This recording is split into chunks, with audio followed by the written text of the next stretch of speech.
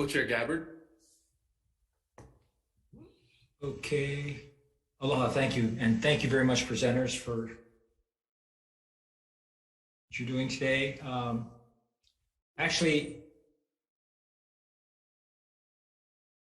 Mr. Lau brought this up for Board of Water Supply, and I understand that the Navy is contesting the state's order to empty the Red Hill tanks. And Admiral, you had mentioned the 16th, the meeting on the 16th. So what's the timeline when we'll get to know the answer as to whether or not that's going to happen? The second part of my question is, I'd like to know how much fuel is currently in the tanks, where would the fuel be emptied into, and how long would that process take? So with respect to your question on the amount of fuel that's in the tank and how long it would take, I don't have the leadership that manages and operates the Red Hill fuel facility, bulk fuel facility, so I can't address that question. And in some cases, some of that information, because it has to deal with our strategic fuel supply, is classified. However, what I can tell you is, although we're not addressing the specific hearing, and we're not going to address the Navy's response to the emergency order here, the Secretary of the Navy has directed a number of immediate actions for Red Hill based on the fact that we had to go back and do an investigation for these recent spill events and the more recent contamination of the water supply. And the actions that the Secretary of the Navy directed are very comprehensive, and they do direct a cessation of operations of the Red Hill underground storage facility, and a number of the other elements are very closely aligned to the actions directed in the emergency order from the Department of Health. And in fact, going back to a previous question, it also directs the Navy to consult with a qualified independent third party to assess operations and system integrity of the Red Hill underground storage tank facility, which addressed the question previously on whether we're going to bring in somebody independently to do that. Thank you.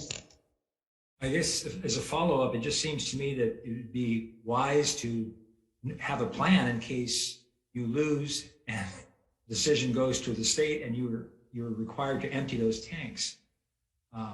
I read somewhere that Park Hawaii, they have tanks that are possibly available, or possibly putting them on ships the way they came in.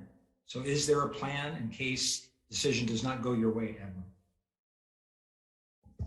So outside of the Secretary of the Navy's memo, again, we don't have the expertise here, and no one on my panel is a owner or an operator of the Red Hill tank facility, so I can't address whether there's planning going on or not associated with defueling the Red Hill fuel tank. I'm sorry. Thank you. Thank you, Chair. Is there, just for clarity, are there any DoD personnel on this call that can address that question? There's no personnel in my panel here in this room that can do that. So I'm not sure if there's anybody else on the Zoom call. So Admiral, could we find out the answer to that question? Could you contact whoever is responsible and get back to us on that, please? Yeah, we can. I can take that question. I'm not sure how much of that they're going to be able to explain to you before the 16th.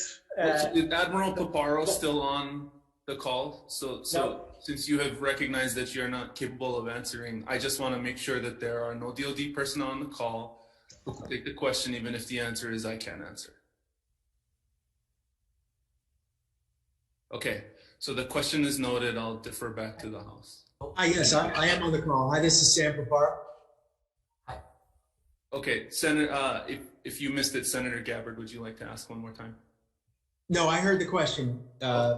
Yes, and so I have requested as a precautionary measure to my boss to begin executing the planning for what would the risks be of moving the fuel that's presently in the Red Hill bulk fuel storage facility.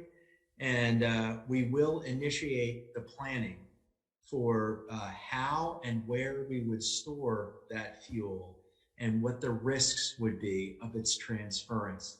And I will also say, I think that's only prudent to do.